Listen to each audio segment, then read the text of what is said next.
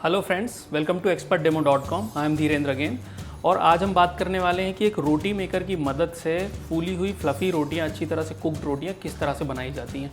ये Indian based product है, Indian manufacturers इस प्रोडक्ट को बनाते हैं, रोटी मेकर को। तो क्वालिटी में काफ़ी सारे वेरिएशंस आते हैं। तो ये प्रॉब्लम सबके साथ हो जाता है कि हम बाय कर लेते हैं रोटी मेकर देख के ऑनलाइन या फिर टीवी पे, और जब हम घर में लेके आते हैं तो हमसे वैसी रोटियां बनती नहीं हैं जैसी दिखाते हैं टीवी पे। तो फूली हुई रोटियां बेसिकली हम लोग बना नहीं पाते हैं रोटी मेकर की मदद से। तो आज हम यही देखने वाले हैं कि क्या ज़रूरी चीज़ें जिसका हमें ध्यान रखना है ताकि हम रोटी मेकर की मदद से हर बार फूली हुई और फ्लफ़ी रोटियाँ बना पाएँ। तो इस रोटी मेकर की मदद से अगर हमें अच्छी फूली हुई रोटियां बनानी है तो उसमें सबसे इम्पॉर्टेंट जो काम होता है वो है उसका परफेक्ट आटा बनाना। आटे की कंसिस्टेंसी अगर अच्छी नहीं है तो रोटियां फूली हुई नहीं बनती हैं, क्रैक हो जाती हैं। इसीलिए हमको आटा बनाते समय ये ध्यान देना है कि हम आटा लें और उसमें पानी बराबर प्रपोर्शन में डालें। अगर हमारा 2 प्रपोर्शन का आटा है तो 1 प्रपोर्शन हमको उसमें पानी डालना है, वो भी धीरे धीरे हमको पानी डालना है, और फिर सॉफ्टली उसको पूरा अच्छी तरीके से मिक्स करना है ताकि आटा जो है पूरी तरह पानी को सोख ले और अच्छी तरह से मिक्स होकर के एक यूनिफॉर्म कंसिस्टेंसी ले ले।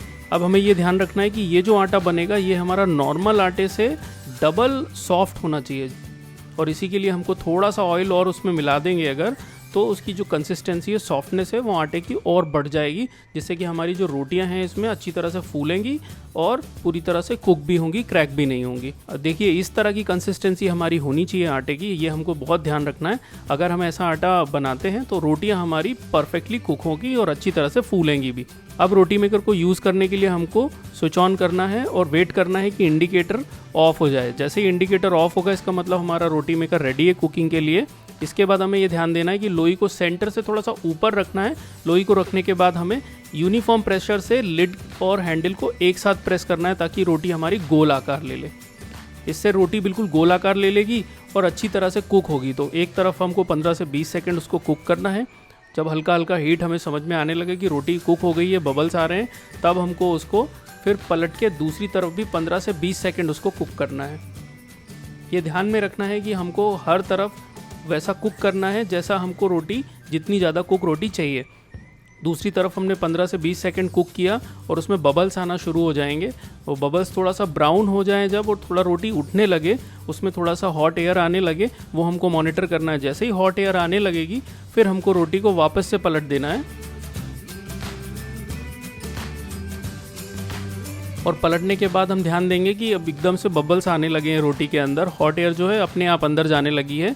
तो ये देखने के बाद ही हमको फिर लिड से धीरे धीरे उसको हीट देना है। प्रेस नहीं करना है, ना ही उसको छोड़ देना है लिड को, हमें धीरे धीरे हीट देना है, जिससे कि रोटी क्या है पूरी तरह से फूल जाए और अंदर पूरी हॉट एयर जो है वो चली जाए और रोटी कुक भी हो जाए अच्छी तरीके से। तो ये प्रोसेस अगर हम फॉलो करेंगे तो हमारी बिल्कुल फूली हुई फ्लफ़ी रोटी हमको बन के मिलेगी, जो कि पूरी तरह कुक होगी, और बड़े ही आसानी से कोई भी इस प्रोसेस को फॉलो करके रोटी को बना सकता है।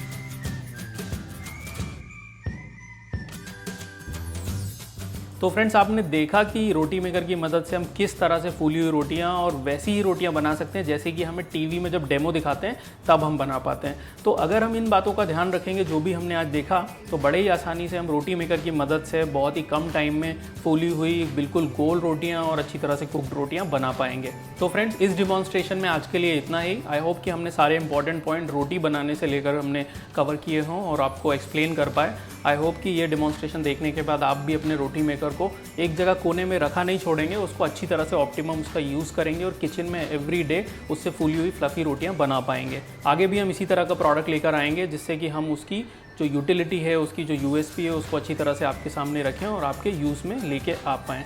अभी के लिए इतना ही। Thank you so much.